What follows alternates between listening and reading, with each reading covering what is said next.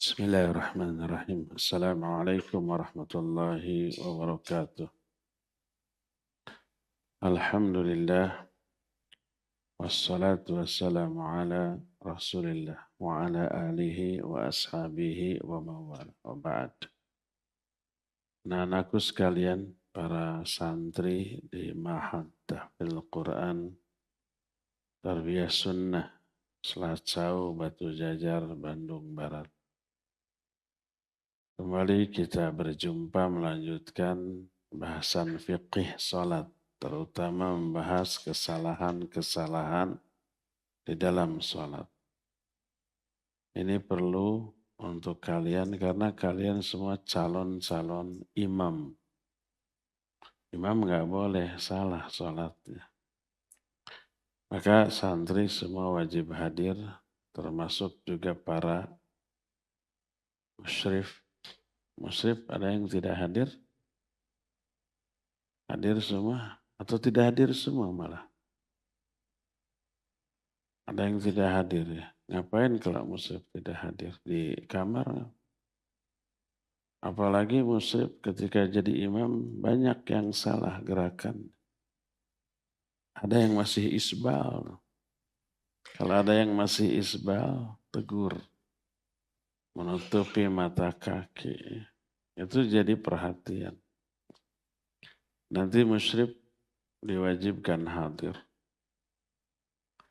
Agar musyrif tidak salah di dalam menjadi imam sholat. Kita akan membahas kesalahan ketika berdiri sebelum sholat.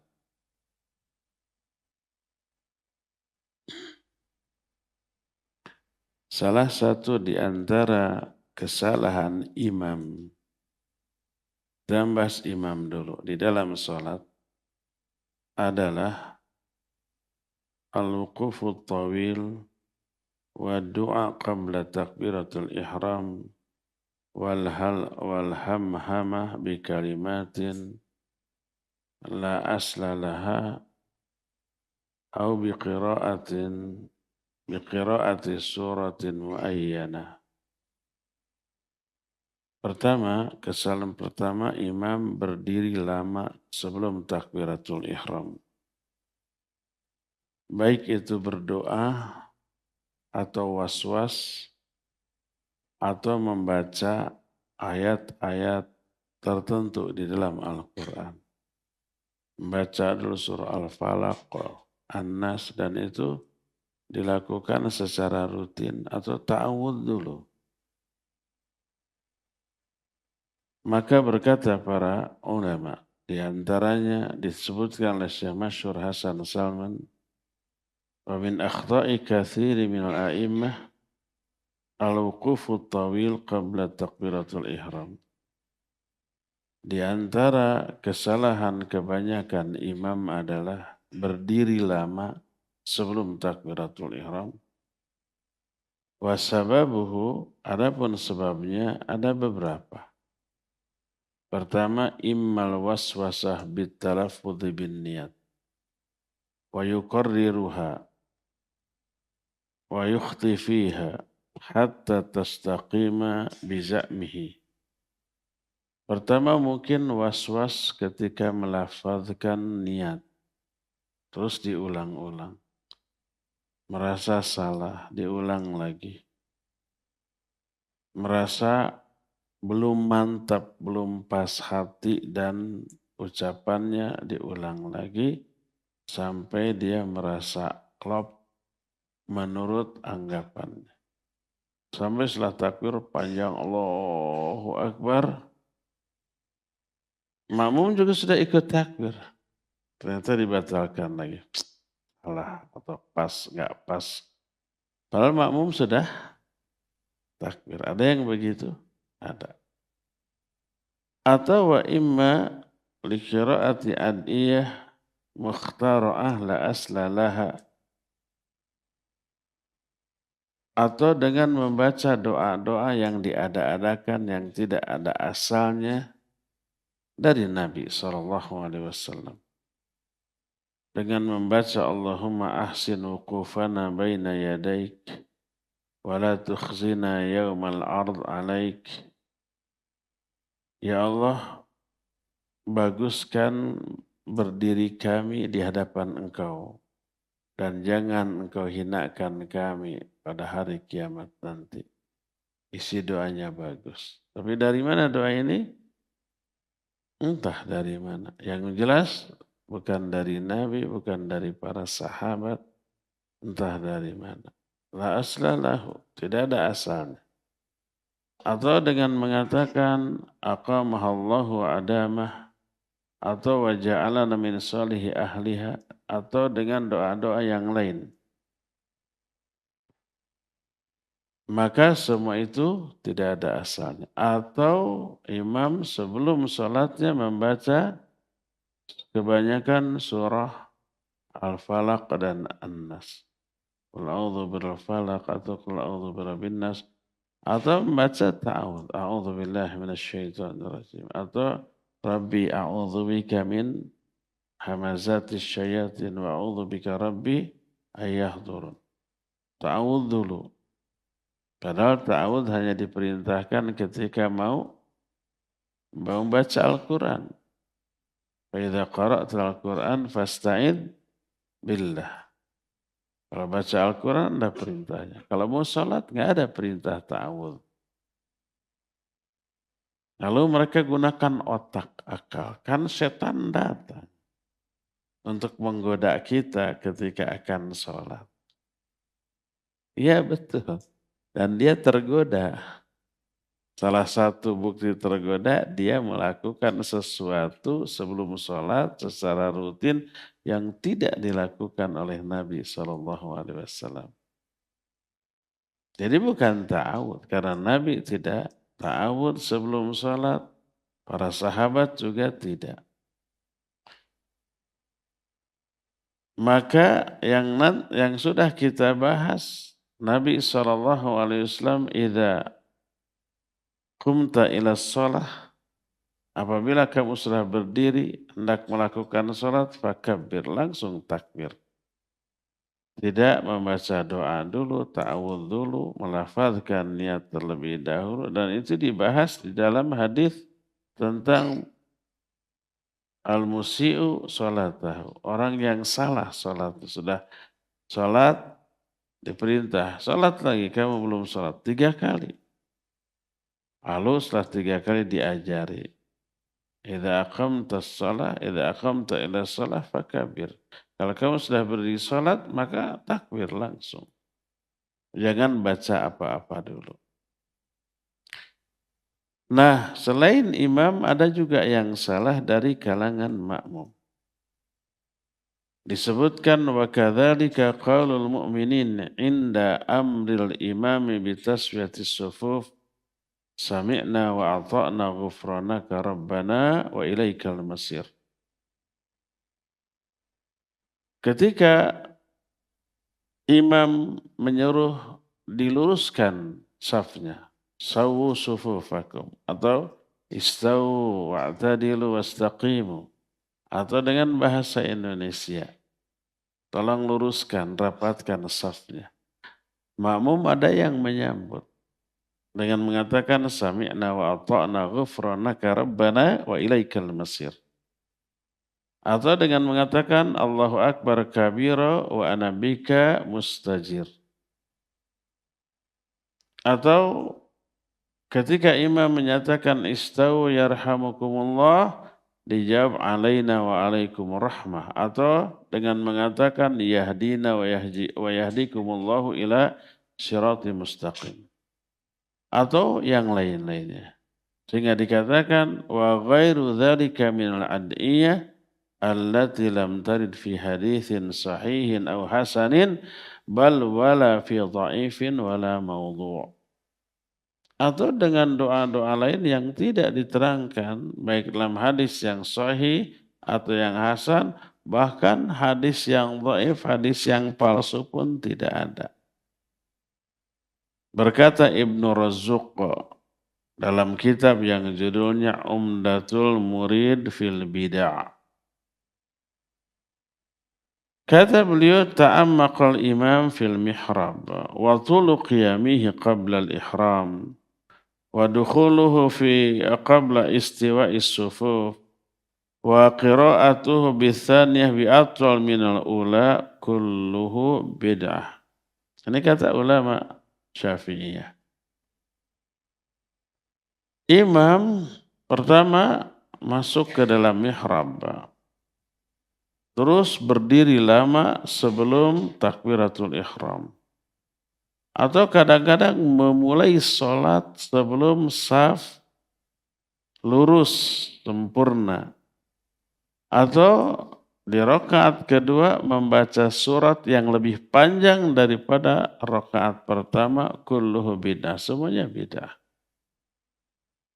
Nah di antara kalian saya masih lihat, masih dengar kalau mengimami sholat yang jahriyah, maghrib, isya atau subuh, kadang rakaat yang kedua lebih panjang daripada rakaat yang pertama.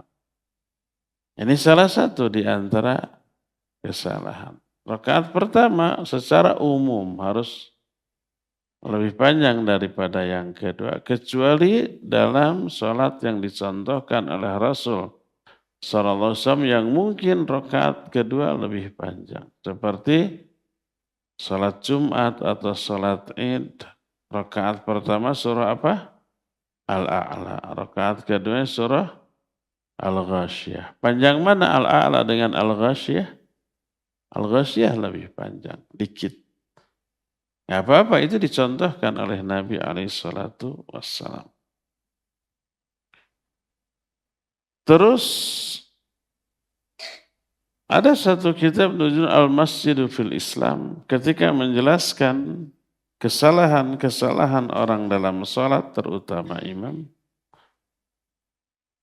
Dia mengatakan walitu liqiyamil imam sayyi'ah qad tufsidu ala ba'dil ma'mumin salatahum haitsu la yarawna al-imam bisababi i'tiradil mimbar wa yanwawna qablahu dhannan minhu annahu nawa fa idza kabbara takbiratul ihram dhannu annahu raka'a wa huwa la yazalu qa'iman.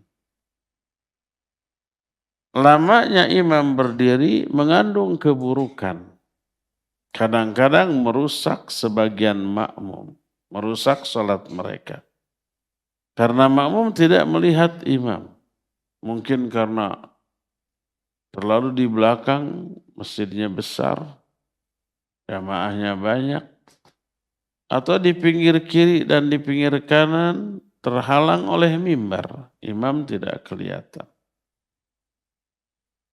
Jadi imam berdiri lama, disangka sudah takbir lalu mereka takbir, padahal imam belum. Karena masih berdiri lama. Entah baca doa, entah menetapkan niat, entah baca surat Al-Falaq An-Nas. Dan ketika imam takbiratul ihram, makmum yang sudah takbir tadi menyangka itu takbir ruku, lalu ruku. Padahal imam masih berdiri. Apa yang dijelaskan oleh para ulama, waqi terjadi di beberapa masjid. Ya, inilah kesalahan kedua.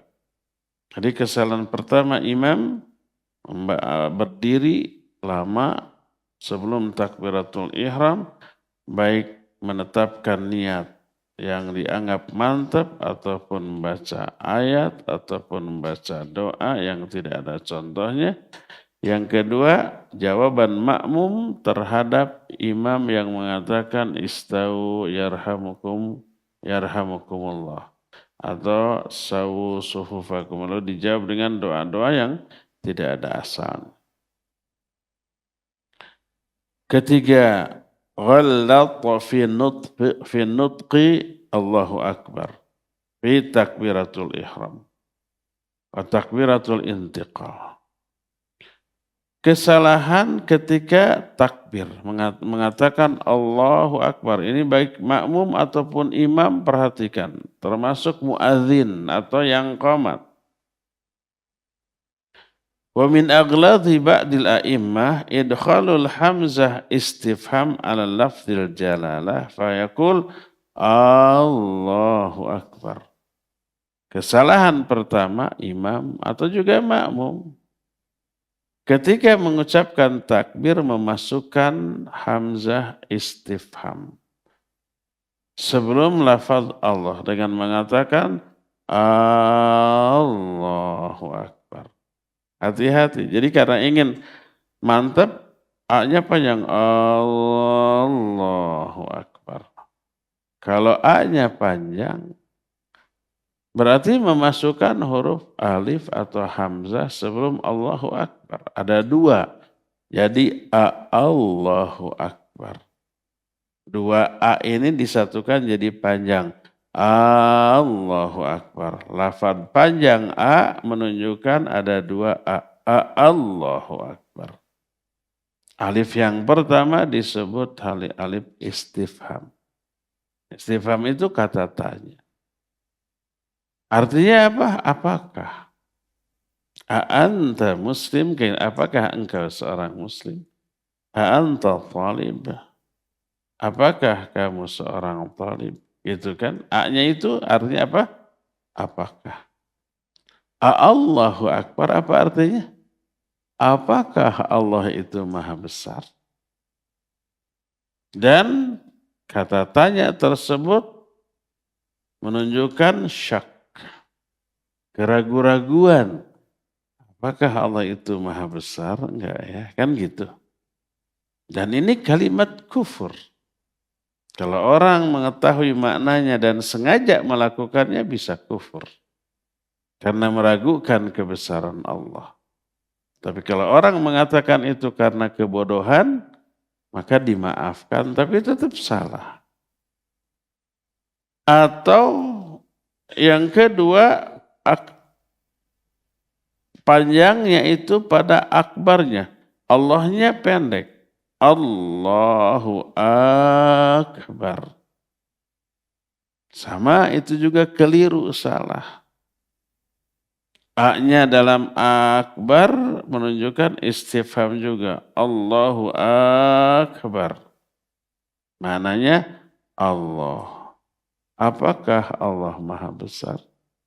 Kalau tadi, apakah Allah itu maha besar? Kalau ini Allahu Akbar, Allah apakah dia maha besar? Sama. Kata A di sana maknanya istifham, menunjukkan meragukan kebesaran Allah. Jadi jangan masukkan huruf hamzah baik di Allah ataupun di akbar. Yang ketiga, memasukkan huruf hamzah pada lafaz akbar setelah huruf ba dengan menyatakan Allahu Akbar. Hati-hati yang adzan.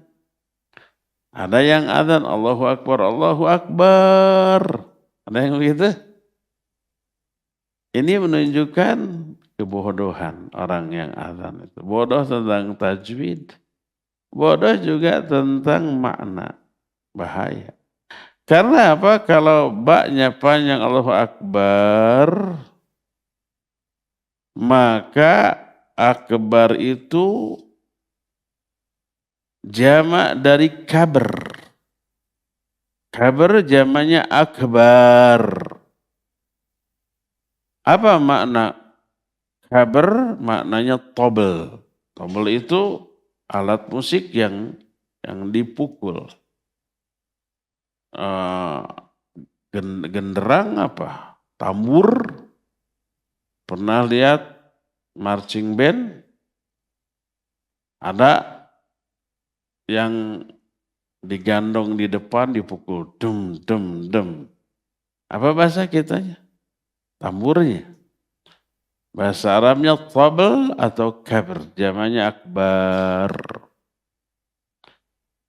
Jadi kalau umpamanya ba-nya dipanjangkan Allahu Akbar, berarti apa artinya? Allah itu tambur.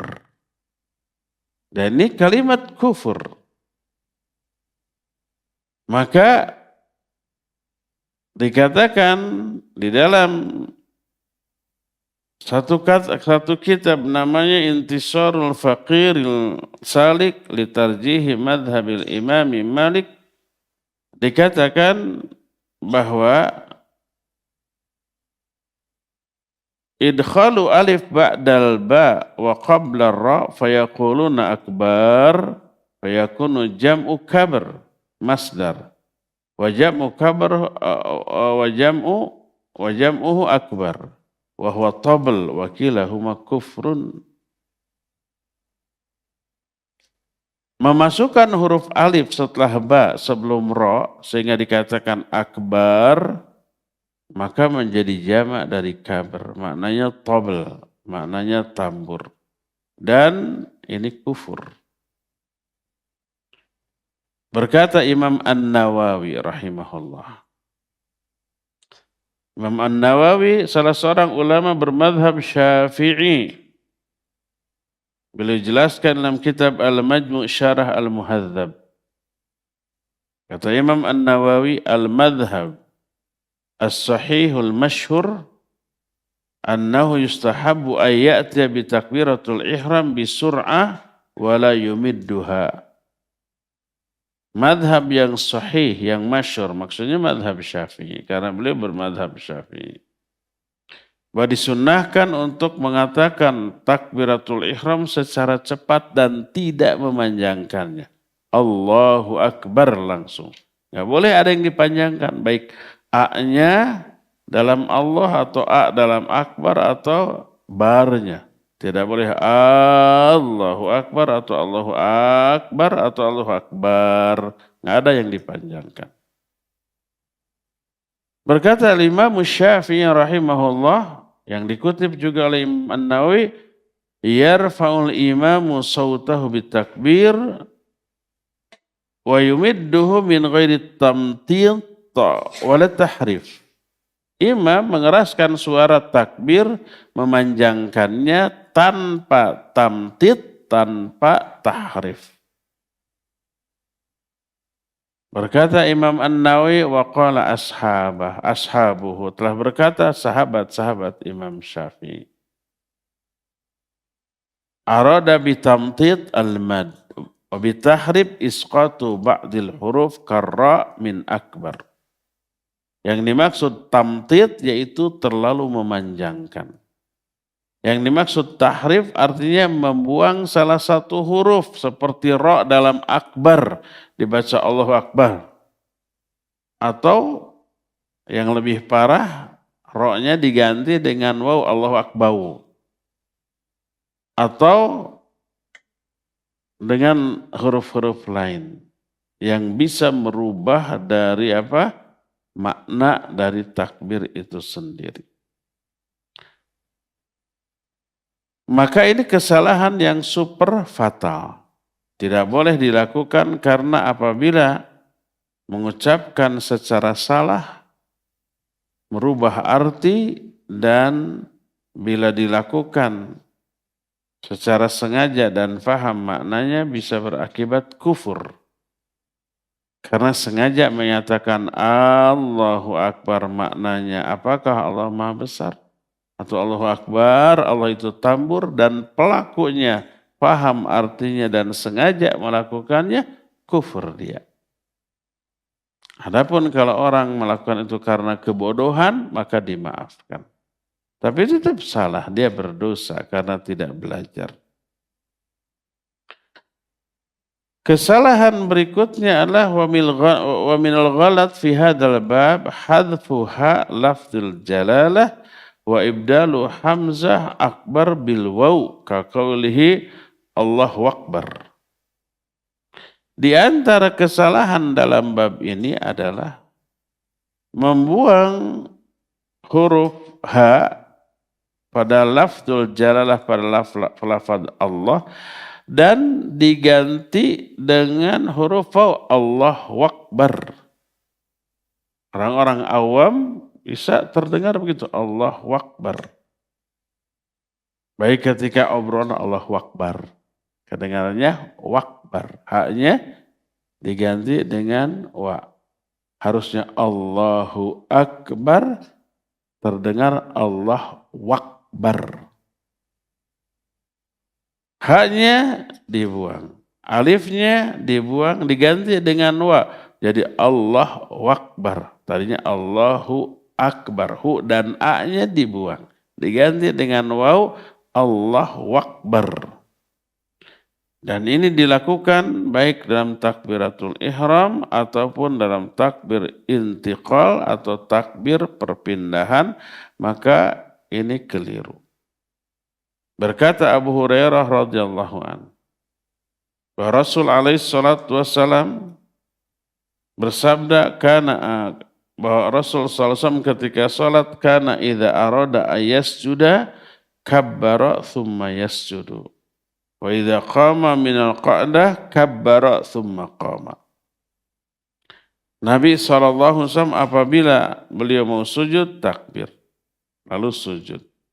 Kalau bangkit dari sujud takbir lalu berdiri. Jadi takbirnya didahulukan lalu kemudian gerakan. Kesalahan-kesalahan itu adalah kesalahan-kesalahan lafziyah yang tidak boleh dilakukan terlebih oleh imam.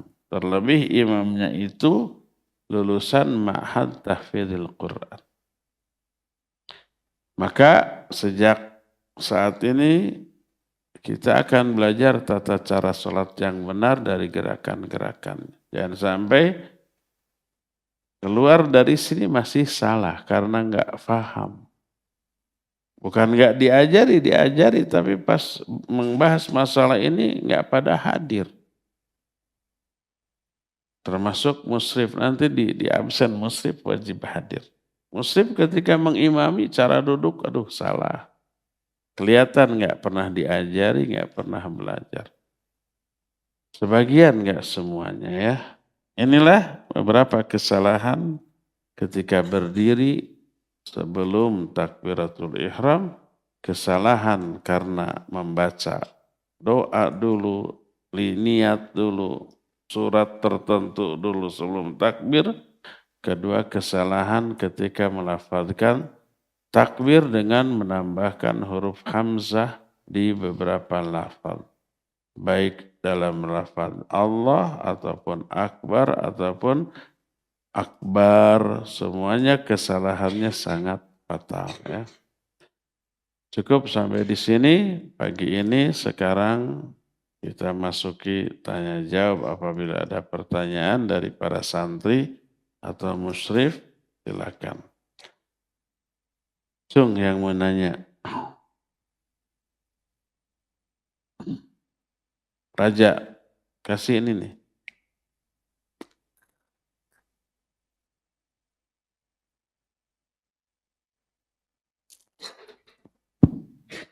Assalamualaikum warahmatullahi wabarakatuh. Waalaikumsalam warahmatullahi wabarakatuh.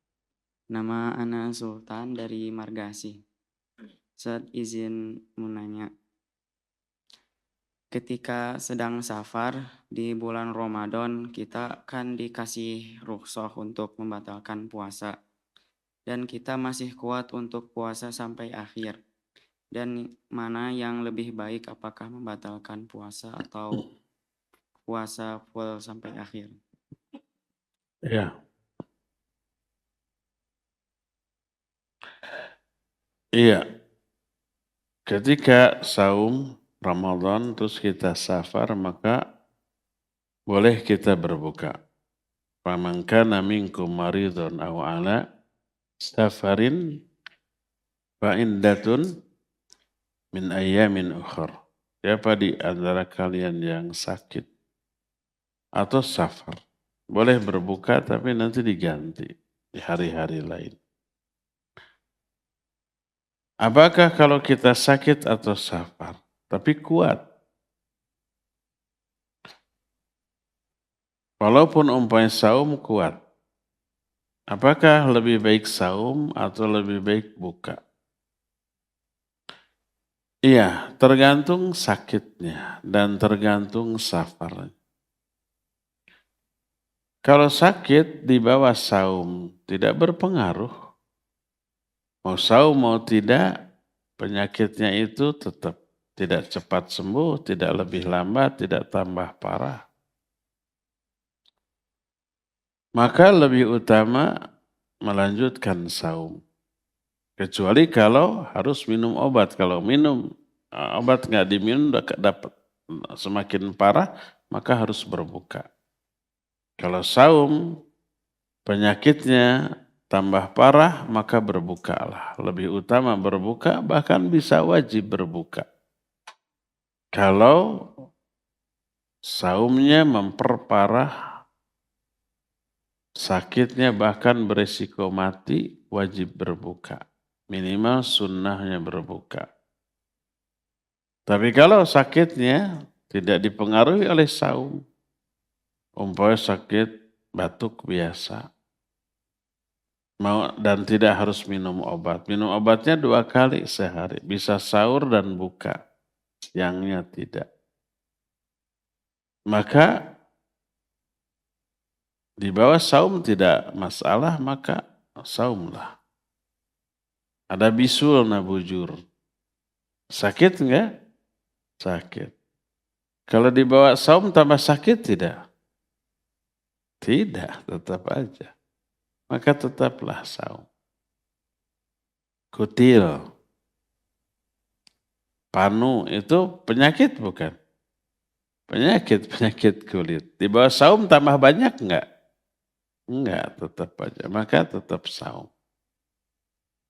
Demikian juga safar. Kalau safar ini di bawah saum menimbulkan madarat. Kita lemes, sakit, bisa pingsan. Wajib berbuka. Atau dengan saum menyebabkan tujuan utama safar jadi tidak tercapai. Umpamanya kita Bandung ke Jakarta. Di Jakarta ada pekerjaan. Di bulan Ramadan. Kalau kita saum, akhirnya kita lemes. Akhirnya kita tidak sanggup bekerja. Akhirnya terbengkalai pekerjaan itu. Maka berbukalah. Karena ini bisa diganti nanti. Saumnya diganti setelah Syawal dan seterusnya. Tapi kalau dengan saum, dengan safar, saumnya ini tidak terpengaruh. Dengan safar, mau buka mau tidak, enggak pengaruh. Walaupun saum, ketika safar pekerjaan tetap bisa terselesaikan. Tidak lemes, tidak terbengkalai, maka lebih utama untuk saum. Umpamanya seseorang umroh di bulan Ramadan. Kalau haji nggak mungkin di bulan Ramadan. Haji mah harus di bulan Dzulhijjah. Ini umroh di bulan Ramadan. Kita dari Bandung. Kemudian pesawatnya umpamanya berangkat jam 5 sore. Terbang ke arah barat. Itu mengejar matahari. Harusnya jam 6 waktu Jakarta sudah adzan, sudah maghrib. Tapi karena mengejar matahari, jam 6 tuh matahari masih terang. Jam 10 waktu Indonesia baru maghrib di sana, jadi di tengah-tengah perjalanan. Jadi saumnya nambah 4 jam. Apa lebih baik saum atau tidak? Waktu Ramadan kemarin saya umroh. Ada beberapa jamaah. Dan berangkatnya sama jam 5. Banyak jamaah yang berbuka. Beberapa ustadz juga berbuka. Minum di mana? Di bandara minum, makan. Nggak masalah, boleh. Saya juga bilang ke jamaah. Kalau memang nggak mampu atau madarat, buka saja. Tapi nanti diganti. Tapi ada yang tidak berbuka, tetap saum. Karena dia sudah terbiasa namanya intermittent fasting.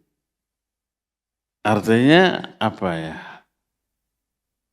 Intermittent fasting itu saum dengan waktu yang lebih panjang 16 jam. Kadang-kadang 20 jam.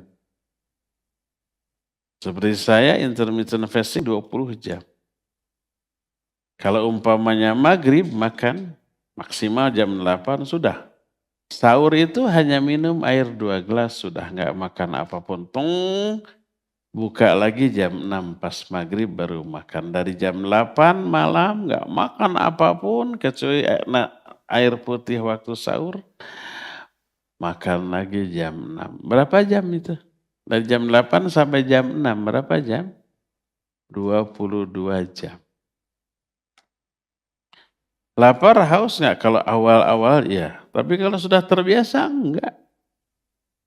Jadi bagi orang yang biasa intermittent fasting, saum dengan safar enggak masalah. Apalagi safarnya sekarang enak.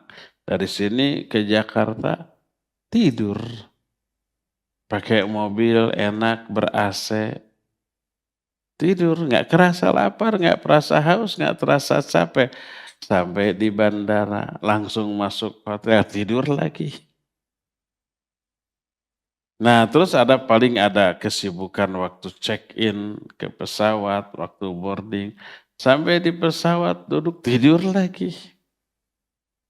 Jadi nggak lapar, nggak haus, nggak capek. Jadi nambah 4 jam nggak kerasa. Kalau tidak madarat, maka tidak apa-apa. Saumlah. Jadi kalau safar itu memberi madarat terhadap saum kita, berbukalah. Lebih baik berbuka, bisa wajib berbuka, baik karena sakit ataupun karena safar, bisa minimalnya sunnah. Tapi kalau tidak madarat, maka boleh dilanjut saumnya sampai maghrib. Dan ini pernah dilakukan di zaman Nabi dan para sahabat. Nabi dan para sahabat pergi safar perang. Di antara mereka ada yang saum, ada yang tidak.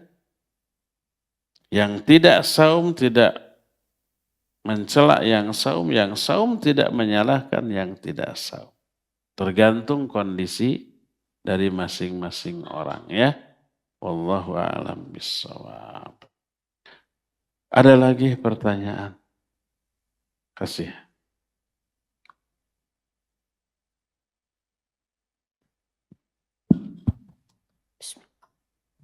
Assalamualaikum, Tat. Assalamualaikum.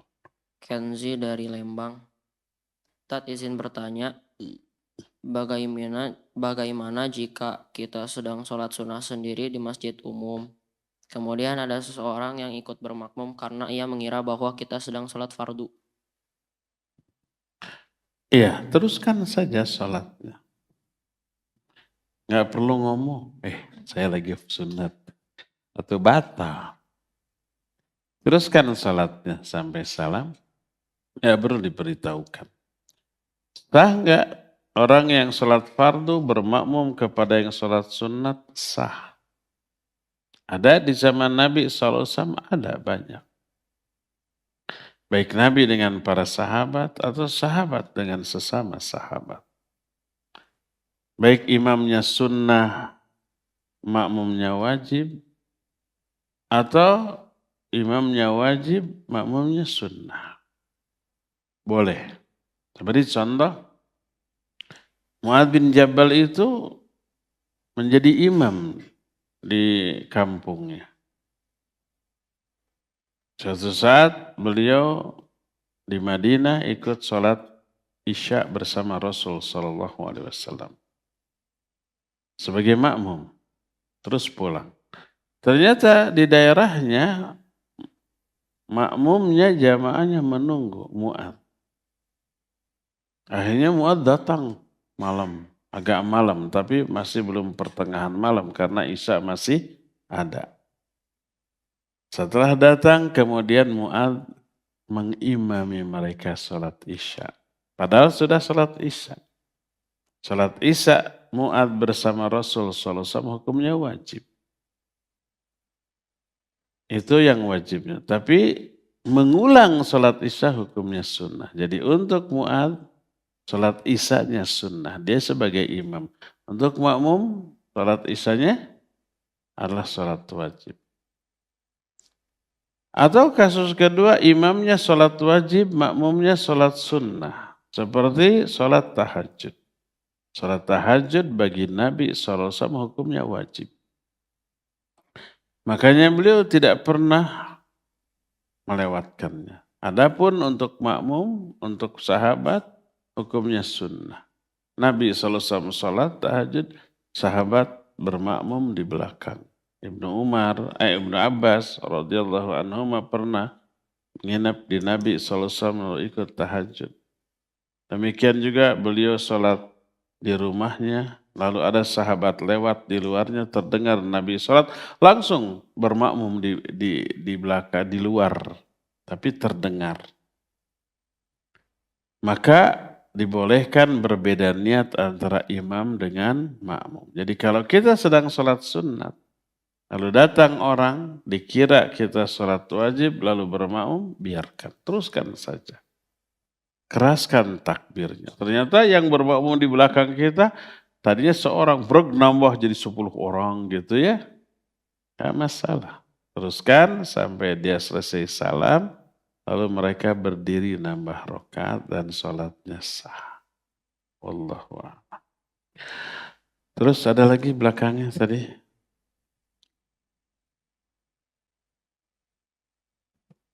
Assalamualaikum, nama Nakinan dari Cibiru. Ustadz, izin bertanya, apakah masih sah ketika kita mendengarkan khutbah Jumat di luar negeri dan kita tidak mengetahui apa yang disampaikan oleh imam tersebut? Ya, jangankan di luar negeri. Di dalam negeri aja orang Sunda berangkat umpamanya ke Jawa Tengah Jumatan. Di masjid pakai bahasa Jawa. Saya pernah begitu. Saya pernah tinggal di Solo 2 bulan. Jumatan di masjid pakai bahasa Jawa. Lebeng nggak ngerti. Sah tidak? Sah tetap. Karena paham terhadap isi khutbah tidak menjadi syarat atau rukun sahnya sholat Jumat. Ya. Nah, termasuk kalau kita haji atau umroh. Sholat Jumat di Masjidil Haram dan Masjid Nabawi. Pakai bahasa apa? Bahasa Arab. Kita mendengar nggak paham. Sah? Sah.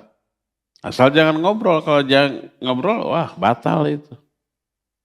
Imam teh ngejelaskan apa ya? Maka batal sholat Jumat dia untuk pribadi.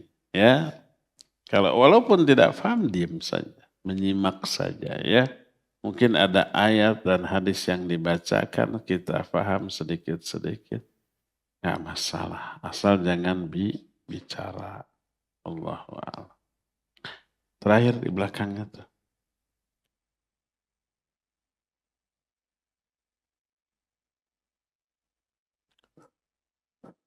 Assalamualaikum warahmatullahi wabarakatuh. Waalaikumsalam. Nama Ana Hisham dari Haji Gafur. Ustadz izin bertanya, apa hukumnya membacakan niat dijaharkan? Niat apa? Niat untuk Sholat. sholat. Baik, barakallahu fiik. Niat artinya qasdu syai'in. Menyengaja sesuatu. Wa mahalluha fil qalb. Tempatnya itu di hati. Karena niat itu an-niyah min a'malil qalb. Niat itu termasuk amalan hati, bukan amalan lisan. Wala yata'allaqu bil lisan, enggak ada kaitan dengan lisan. Maka niat cukup dalam hati dengan cara menyengaja mau melakukan sesuatu. Adapun melafazkan niat adalah salah satu bagian dari agama. Apakah agama ini mengajarkan niat dilafazkan? Ternyata tidak ada ayat atau hadis. Nabi SAW tidak mengucapkan, melafazkan niat untuk ibadah apapun, baik sholat, wudu, saum, tidak ada.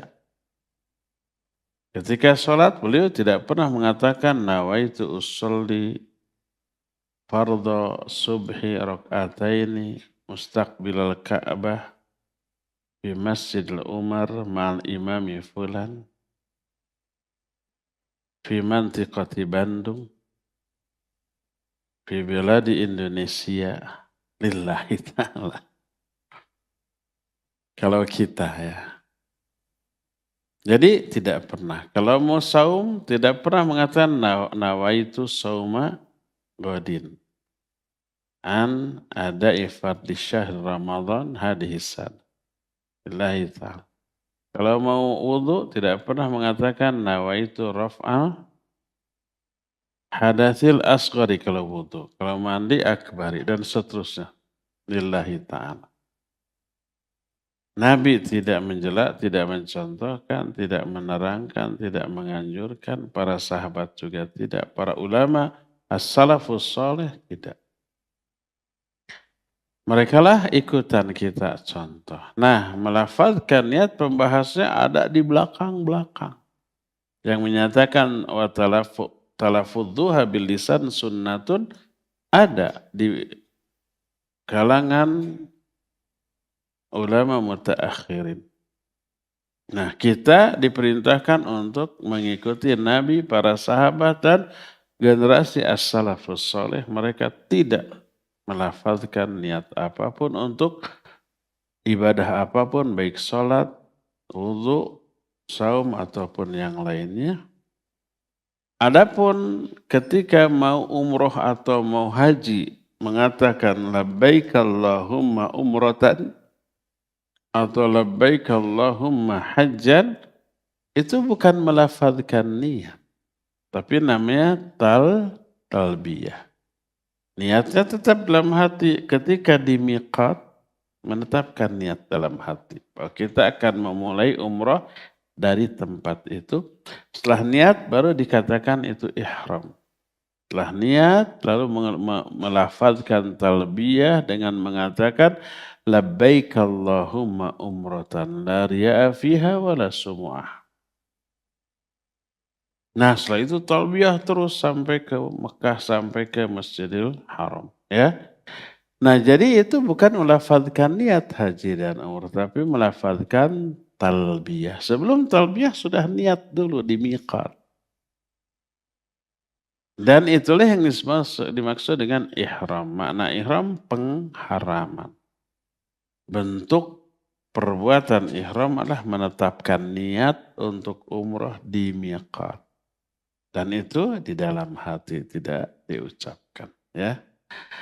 Allahu a'lam bishawab. Cukup sampai di sini. Kita akan jumpa lagi di hari Jumat yang akan datang. Subhanakallahum bihamdik. Asyhadu an la ilaha illa ant. Astaghfiruka wa atubu ilaik. Walhamdulillahi rabbil alamin. Wassalamualaikum warahmatullahi wabarakatuh.